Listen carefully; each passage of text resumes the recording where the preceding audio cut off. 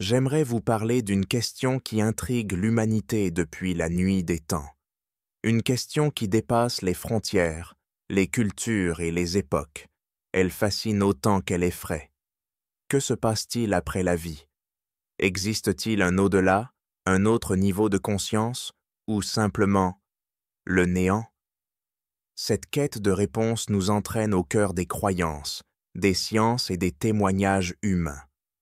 Ensemble, nous allons explorer ce mystère fascinant pour tenter de percer l'un des secrets les plus profonds de notre existence.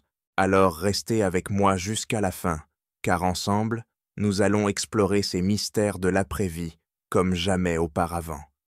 Que vous soyez curieux, sceptique ou simplement en quête de réponses, je vous emmène dans un voyage fascinant à travers les visions religieuses, les théories scientifiques et les témoignages de ceux qui disent avoir entrevu ce qui nous attend après la mort.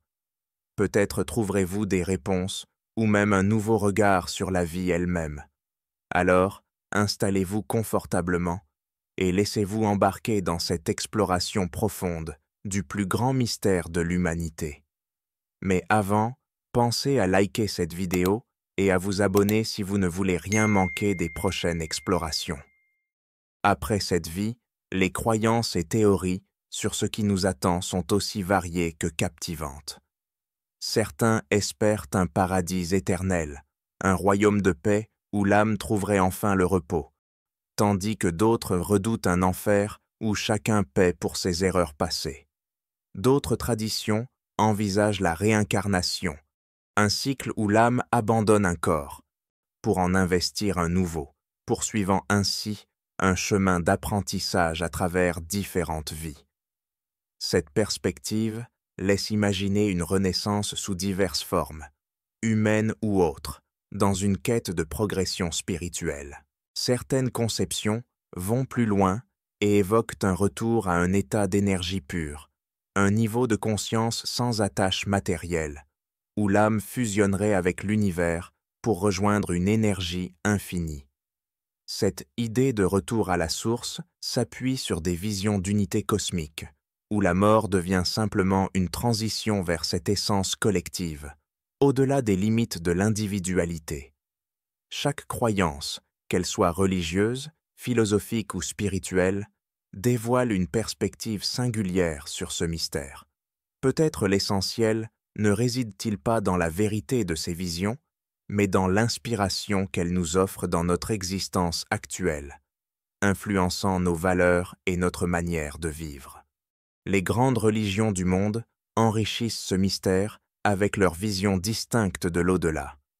Dans le christianisme, l'après-vie prend la forme d'une vie éternelle, où l'âme, selon ses actions, rejoint un royaume de paix, ou subit des épreuves. L'islam partage cette idée d'un jugement dernier, où chaque âme reçoit sa récompense ou sa punition, promettant un paradis éternel pour les justes et un enfer pour les égarés. Le bouddhisme, de son côté, enseigne le cycle des renaissances, où les vies s'enchaînent selon le karma accumulé jusqu'à l'atteinte du nirvana, une libération du cycle.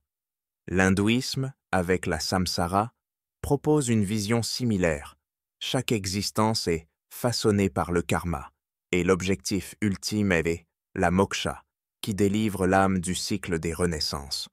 Dans le judaïsme, les croyances varient, avec certains envisageant une résurrection des morts à la fin des temps, tandis que d'autres valorisent surtout une vie d'accomplissement moral, sans se prononcer explicitement sur l'après-vie.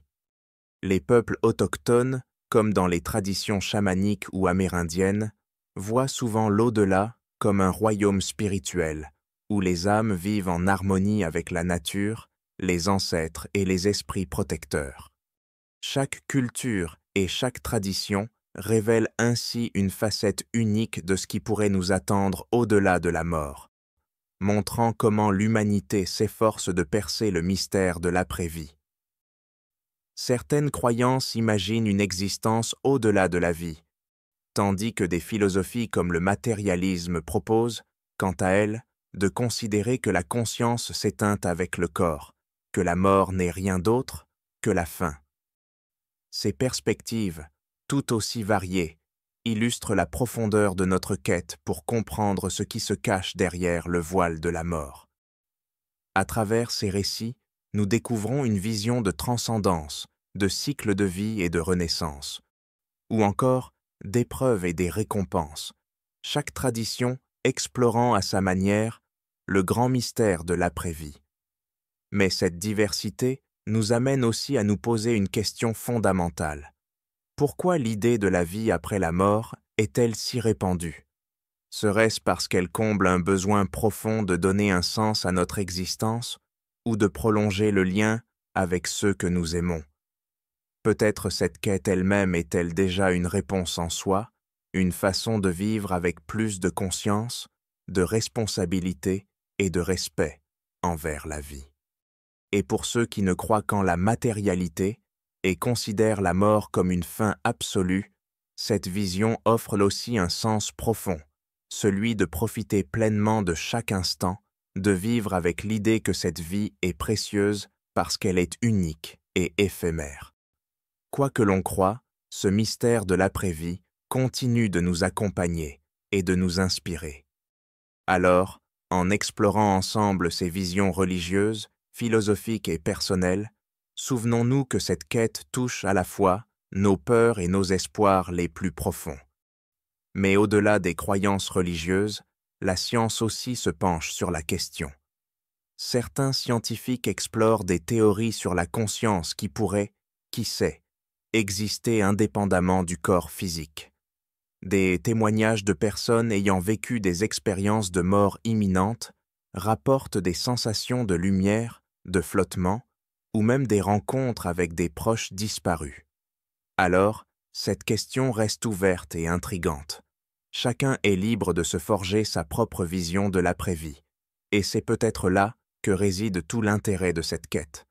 Au-delà de trouver une réponse absolue, elle nous pousse à explorer ce que signifie vraiment vivre, et comment nous voulons vivre jusqu'à nos derniers instants. Selon vous, que devient notre conscience, notre âme, ou tout simplement nous après ce dernier souffle? Pour y voir plus clair, on va commencer par regarder ce que la science peut nous révéler sur ce mystère de l'après-vie. Car oui, même si cela semble toucher au domaine des croyances, il existe des recherches surprenantes qui s'y intéressent de près. Alors, que peut bien dire la science sur ce qui se passe après la vie? Eh bien, pour répondre à cette question, de nombreux chercheurs se sont penchés sur un phénomène troublant, les expériences de mort imminente, ou EMI.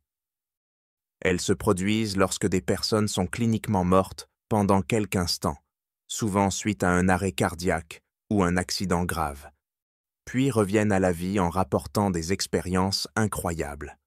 Ces récits, à la fois fascinants et mystérieux, sont souvent marqués par des sensations de flottement hors du corps, une lumière intense et apaisante, la sensation de voyager dans un tunnel, ou encore des rencontres avec des êtres chers disparus. Ces descriptions, partagées par des milliers de personnes à travers le monde, ont intrigué au point de pousser certains scientifiques à les étudier de manière rigoureuse.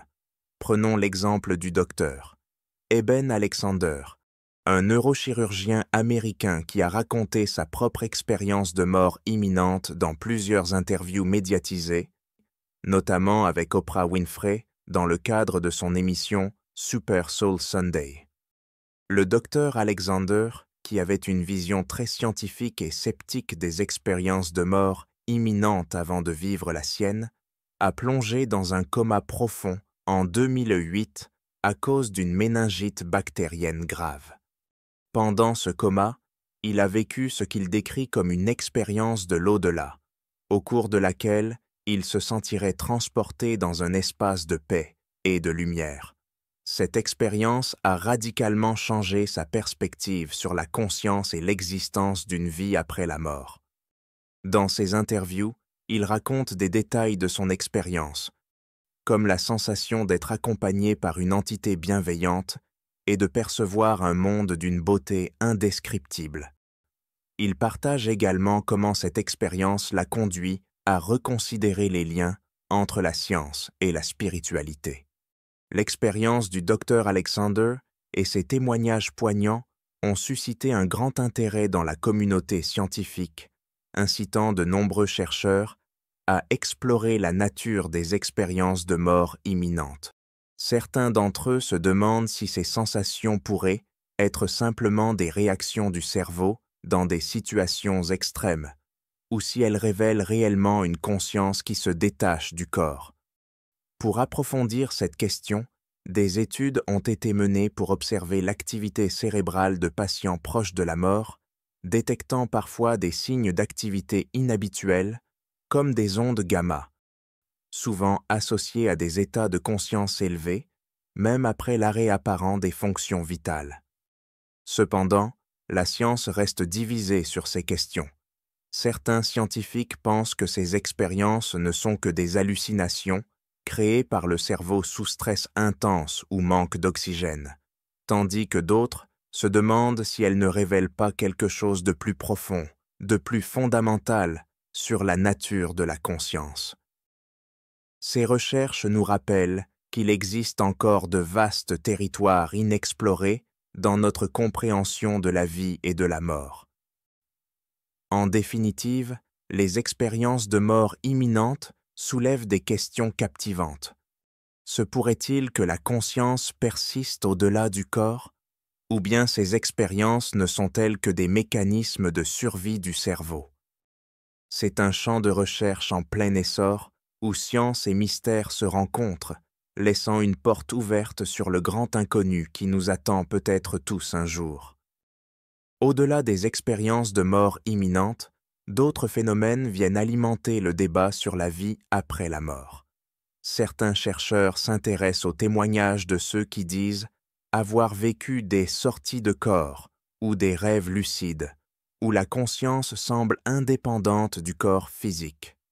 Des études en laboratoire se sont intéressées aux états de conscience modifiés pour essayer de comprendre s'ils sont purement le fruit de l'activité cérébrale ou s'ils révèlent quelque chose de plus profond, potentiellement au-delà du physique.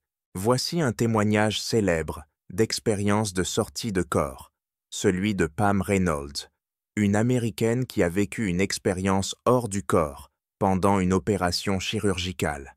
Pam Reynolds a subi une procédure médicale risquée pour traiter un anévrisme cérébral. Son cœur et son cerveau ont été temporairement arrêtés pour permettre aux chirurgiens de travailler, ce qui signifie qu'elle était cliniquement morte pendant une courte période. Pendant l'opération, alors que mon corps était en état de mort clinique, j'ai eu la sensation de flotter au-dessus de moi-même. J'ai pu voir les chirurgiens travailler sur mon corps inanimé et j'entendais leur voix. C'était comme si j'étais suspendue au-dessus de la salle d'opération, observant la scène. J'ai même pu entendre une chanson diffusée en arrière-plan et noter certains instruments utilisés pendant l'intervention, comme une scie spécifique que les chirurgiens manipulaient. Je me souviens aussi d'avoir ressenti une paix incroyable et de me trouver dans un tunnel lumineux où une lumière chaleureuse m'attirait. Dans cet espace, j'ai eu l'impression d'être accueillie par des êtres bienveillants, y compris des membres de ma famille décédés, qui me transmettent un sentiment de paix et de réconfort. Ils m'ont fait comprendre que je ne pouvais pas rester et que je devais retourner dans mon corps. Peu de temps après, j'ai ressenti comme une force qui me poussait à réintégrer mon corps. La sensation de retour a été brutale, accompagnée de la douleur et de la lourdeur physique. Quand je me suis réveillée, j'étais désorientée, mais je savais que j'avais vécu quelque chose d'extraordinaire. L'expérience de Pam Reynolds a été documentée et étudiée par de nombreux chercheurs, car elle a pu donner des détails vérifiables de la salle d'opération, bien qu'elle soit censée être inconsciente. Son témoignage est l'un des plus célèbres et intrigants dans le domaine des expériences de mort imminente et des sorties de corps. Pour comprendre si de telles sensations peuvent être reproduites sans passer par une expérience de mort imminente, des scientifiques ont expérimenté des méthodes comme la stimulation magnétique transcrânienne, TMS, et les ondes binaurales. Ces techniques permettent d'induire artificiellement des états de conscience modifiés, créant des sensations de flottement, de sortie de corps, où l'individu a l'impression de percevoir son environnement extérieur. Les résultats de ces expériences ont apporté des informations intéressantes, mais restent néanmoins controversées. Pour aller plus loin, intéressons-nous aux découvertes faites grâce aux technologies modernes. En effet, des chercheurs ont utilisé des outils comme la stimulation magnétique transcrânienne, TMS, et les ondes binaurales pour reproduire artificiellement des états de conscience modifiés.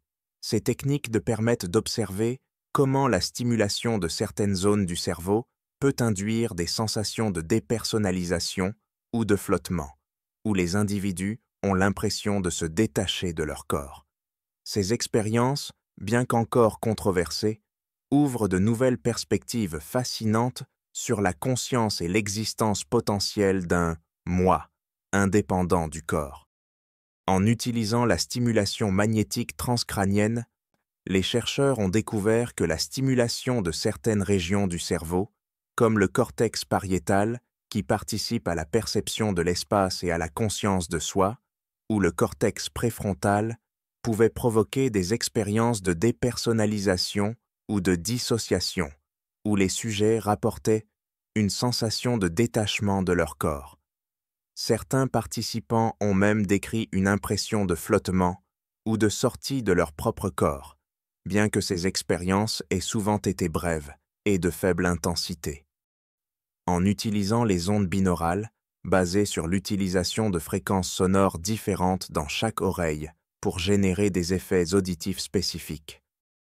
Plusieurs participants ont rapporté des sensations de relaxation, de légèreté et pour certains, des états de conscience modifiés, donnant l'impression de percevoir leur environnement comme s'ils étaient en dehors de leur corps. Cependant, ces expériences étaient souvent subjectives et variaient considérablement d'une personne à l'autre. Dans les deux cas, les résultats ont montré que le cerveau pouvait être manipulé pour créer des sensations similaires à celles de rapportées dans les expériences de sortie de corps ou de flottement, suggérant que ces phénomènes pourraient être liés à la façon dont le cerveau construit notre perception de soi et de notre environnement. Mais ces expériences n'ont pas permis de démontrer que la conscience puisse réellement sortir du corps ou percevoir l'environnement indépendamment de lui. Ainsi, bien que ces recherches offrent des pistes sur les mécanismes cérébraux pouvant créer des expériences de conscience modifiées, elles n'ont pas encore permis de prouver ou de réfuter l'idée que la conscience puisse exister au-delà du cerveau. Une autre méthode d'exploration consiste à étudier les effets de substances psychoactives telles que la kétamine ou la psilocybine, le composé actif des champignons hallucinogènes. Administrées à des doses contrôlées, ces substances peuvent induire des expériences intenses, souvent vécues comme des séparations du corps ou des connexions avec des dimensions au-delà de la réalité ordinaire. Des volontaires rapportent alors des sensations de lâcher prise de leur corps physique, de plonger dans des espaces infinis ou de percevoir des êtres ou des énergies dépassant leur expérience habituelle.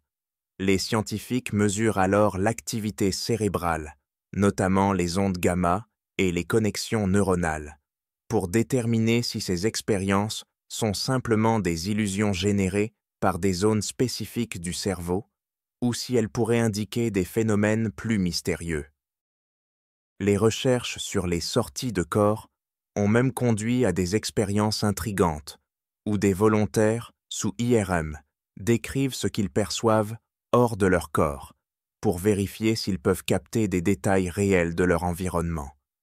Bien que les résultats ne soient pas encore concluants, ils révèlent des phénomènes cérébraux atypiques et ouvrent la voie à de nouvelles hypothèses sur la perception. Ces expériences en laboratoire nous rapprochent de la compréhension de la conscience, mais elles suscitent également de nouvelles questions. La conscience pourrait-elle être une forme de perception encore mal comprise qui s'étend au-delà du cerveau?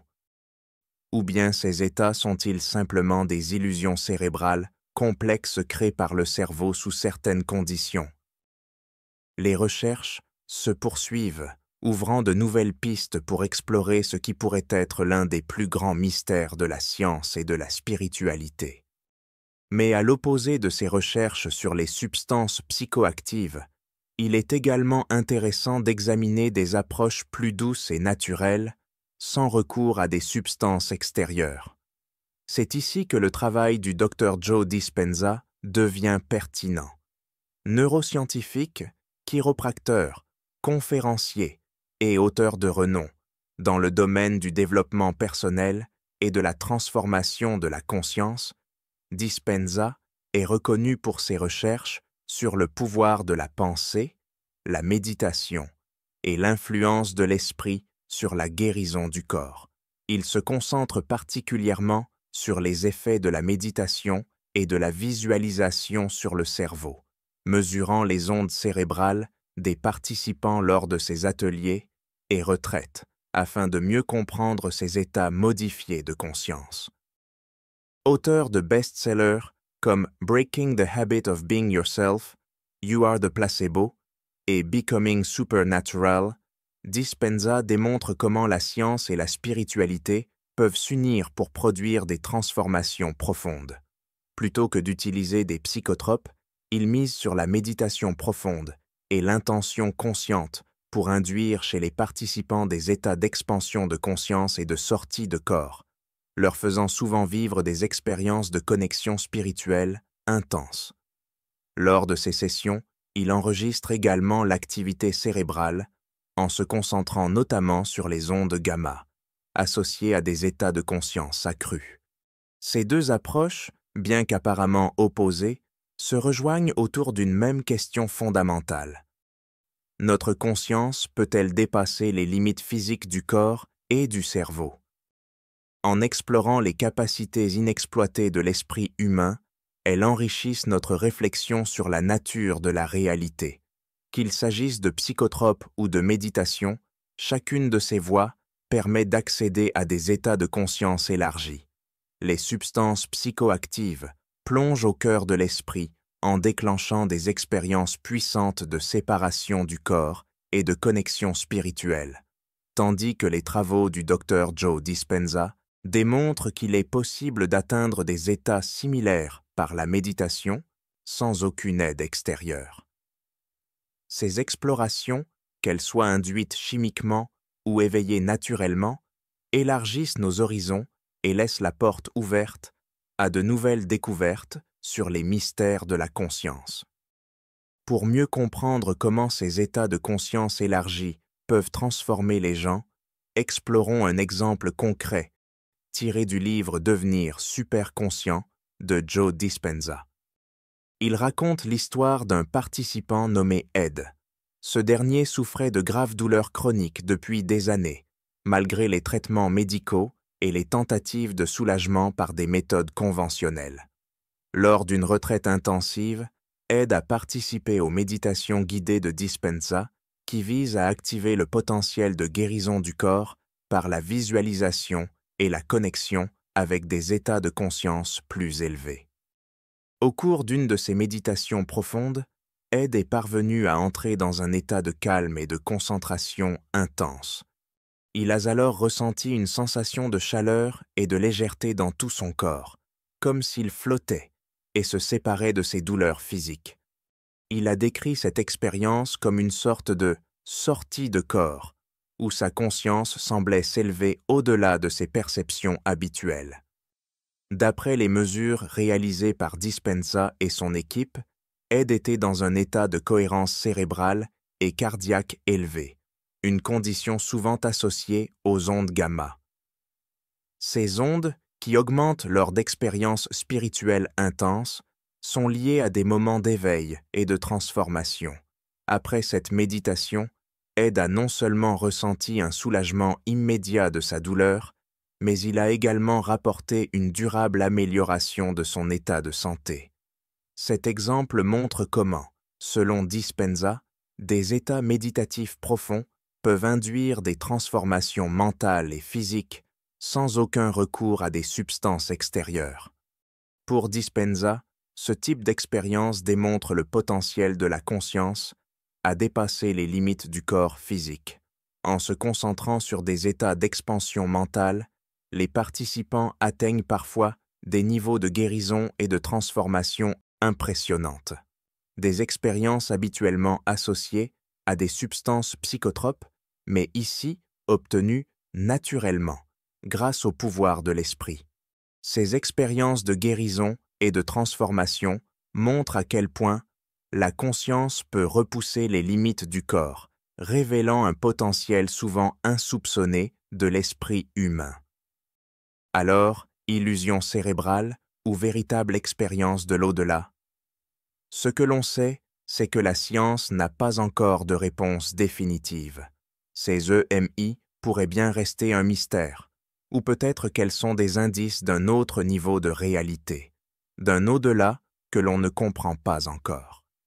Enfin, il est possible que la réalité soit plus complexe et multidimensionnelle que ce que nous percevons dans notre état de conscience ordinaire. Les EMI pourraient ainsi ouvrir une fenêtre sur d'autres niveaux de réalité. Alors, que se passe-t-il après la vie? La vérité, c'est que nous l'ignorons, mais c'est justement cette quête, cette recherche de réponse, qui rend cette question si fascinante. Qu'on croit en une fin définitive, en une vie éternelle ou en une renaissance sans fin, l'essentiel réside peut-être moins dans la destination que dans l'inspiration que ces croyances nous apportent ici, dans notre vie présente. Merci d'avoir suivi cette exploration. N'hésitez pas à partager vos propres croyances et réflexions sur ce mystère en commentaire. À très vite dans une prochaine vidéo. Et n'hésitez pas à me dire quel sujet vous aimeriez voir abordé.